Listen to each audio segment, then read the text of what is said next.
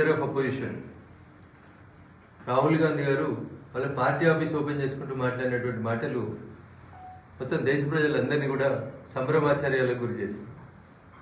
ఈ దేశంలో ఉండి ఈ దేశం మీద పోరాడాల్సినటువంటి పరిస్థితి వచ్చిందని మాట్లాడుతూ ఉన్నారు రాహుల్ గాంధీ. ఎవరితో పోరాడతారు? ఈ దేశంలో ప్రజల చేత ఎన్నుకోబడినటువంటి ప్రభుత్వంతో పోరాడతారా? ప్రజలు మద్దతు ఇచ్చి మూడోసారి అధికారంలోకి తీసుకొని వచ్చినటువంటి భారతీయ జనతా పార్టీతో కొట్లాడతారా? అసలు మీకు ప్రజాస్వామ్యం మీద విశ్వాసం ఉంటే రాహుల్ గాంధీ గారు, మీరు ఇప్పటికే చేస్తున్నటువంటి తప్పు పనులు చాలా ఉన్నాయి.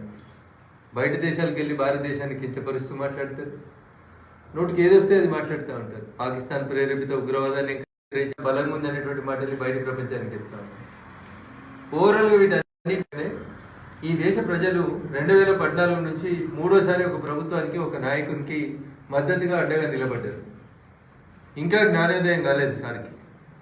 ఏం మాట్లాడాలి ఏం మాట్లాడకూడదు అనేది తెలియదు. మీకు భారతీయ జనతా పార్టీతో కొట్లాడేటువంటి శక్తి లేదు, ఆర్ఎస్ఎస్ గురించి మాట్లాడేటువంటి నైతిక హక్కు లేదు. కాబట్టి విదేశీయులు భారతదేశం మీద దండయాత్ర వేయాలనేటువంటి ఆలోచనతో ఎట్లయితే మాట్లాడుతుంటారో అట్లాంటి తప్పుడు మాటలనే మాట్లాడతాడు ఈయన.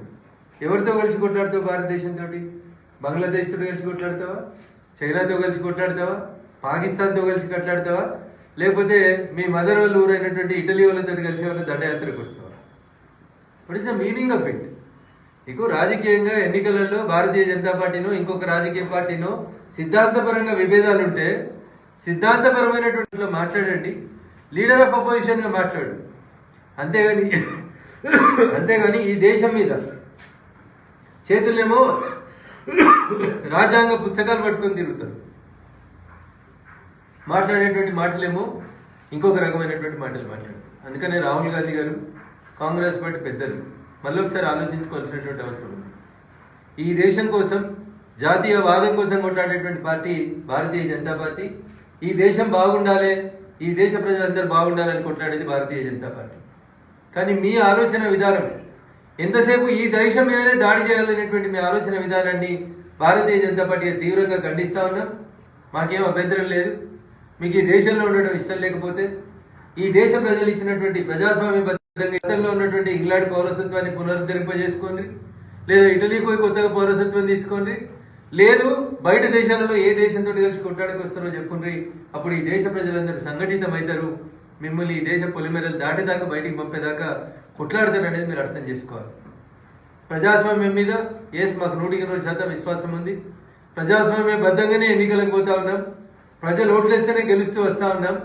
ప్రజలు ఓట్లు వేసినటువంటి 140 కోట్ల మంది ప్రజలు ఆ సేతు హిమాచలం కష్టపడి ఓట్లేసి గెలిపించినటువంటి పార్టీని, గెలిచిన పార్టీ ప్రజాస్వామ్య పద్ధతిలో పాలిస్తున్నటువంటి పార్టీని ఇంత అన్డెమోక్రటిక్గా విమర్శించడం అనేది రాహుల్ గాంధీ గారికి తగదు.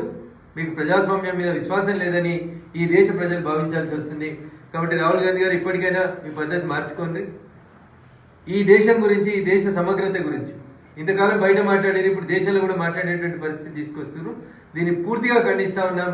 రాహుల్ గాంధీ గారు వెంటనే ఈ వ్యాఖ్యను ఉపసంహరించుకోవాలి, ఈ దేశం కోసం మాట్లాడడం నేర్చుకోవాలనేది ఈ సందర్భంగా నేను మీకు తెలియజేయాల్సి వచ్చినటువంటి అంశం. Thank you. అంటే అవగాహన ఉండి మాట్లాడుతున్నారా, లేకపోతే అవగాహన లేక ఈ విధంగా విమర్శ చేస్తున్నారని చెప్పి దాని గురించి? అంటే ఉద్దేశపూర్వకంగానే ఈ దేశాన్ని చేస్తున్నట్టు కనబడుతుంది. దేశం సంఘటితమవుతుంది, ఈ దేశ ప్రజలందరూ ఒకతాటి మీదకి వస్తుండ్రు, ప్రజలందరూ నరేంద్ర మోడీ గారి నాయకత్వాన్ని బలపరుస్తూ ఉన్నారు. ప్రజాస్వామ్యబద్ధంగా ఎన్నికలు జరుగుతున్నటువంటి సందర్భంలో రాహుల్ గాంధీ గారికి ఉన్నటువంటి ఇబ్బంది ఏంటంటే, మా పార్టీ అధికారంలోకి రాలేకపోతుంది, పార్టీని రక్షించుకోలేక, పార్టీని నడపలేక. మరి భారత్ జోడో యాత్ర ఎందుకు చేసి? భారతదేశం మీద దండయాత్ర చేయాలనే ఆలోచన ఉంటే, ఈ దేశంతో కొట్లాడాలనే ఆలోచన ఉంటే జోడో యాత్ర ఎందుకు? ఈ దేశం మీద దండయాత్రని ప్రకటించి పాదయాత్ర చేయండి, కాశ్మీర్ నుంచి కన్యాకుమారి దాకా. అప్పుడు ప్రజలు చెప్తారు. అందుకని రాహుల్ గాంధీ గారు ఇప్పటికైనా పొలిటికల్గా మీరు కొంచెం పరిపక్వత చెందిందని కోరుకున్నాం, మేము చెందాలని ఆశించినాం. కానీ 5 సార్లు ఎంపీ అయిన తర్వాత కూడా మీరు గవే మాటలు మాట్లాడుతూ ఉంటే ఈ దేశ ప్రజలు తీవ్రవాదులు వాళ్ళతోనే కూడా చేస్తున్నా అని చెప్పేసి పోరాటం చేస్తున్నా అని చెప్పేసి అని అంటాడు. ఈ దేశంలో నేను అదే చెప్తాను, చేతిలోనేమో కుడి చేతిలోనేమో రాజ్యాంగం పుస్తకం ఉంటుంది. అదే రాజ్యాంగం డాక్టర్ బిఆర్ అంబేద్కర్ గారు చెప్పినట్టు 5 ఏళ్ళకు ఒకసారి ఈ దేశ పార్లమెంట్కి ఎన్నికలు జరుగుతాయి. ప్రజలు ఓట్లు వేసిండ్రు, ప్రజలు ఓట్లు వేస్తే ఒక ప్రభుత్వం 3వసారి అధికారంలోకి వచ్చింది. సో మనకు నచ్చిన ప్రభుత్వం అధికారంలోకి రాలేదని, ఆ పార్టీతో కొట్లాడడానికి చేతనైతే లేదని ఆయన ఒప్పుకున్నట్టే కదండి. బీజేపీని ఆర్ఎస్ఎస్ని కొట్లాడలేను గెలవలేనని అంగీకరించి ఈ రకమైనటువంటి తప్పుడు వ్యాఖ్యానాలు చేస్తా ఉన్నాడు తప్ప ఇంకొకటి లేదు. అందుకని రాహుల్ గాంధీ గారు మీరు 5 సార్లు ఎంపీ అయినరు, ఈ దేశం కోసం మాట్లాడాల్సిన బాధ్యతను ప్రజలు మీ మీద పెట్టిండ్రు, లీడర్ ఆఫ్ అపోజిషన్గా బాధ్యత తీసుకున్నారని మీరంతలో మీరే చెప్పిండ్రు. మరి అట్లాంటప్పుడు ఈ మాటలు ఈ పద్ధతి అనేది మార్చుకోకపోతే భారత ప్రజాస్వామ్యానికి విఘాతం కలిగిస్తుందని చెప్పి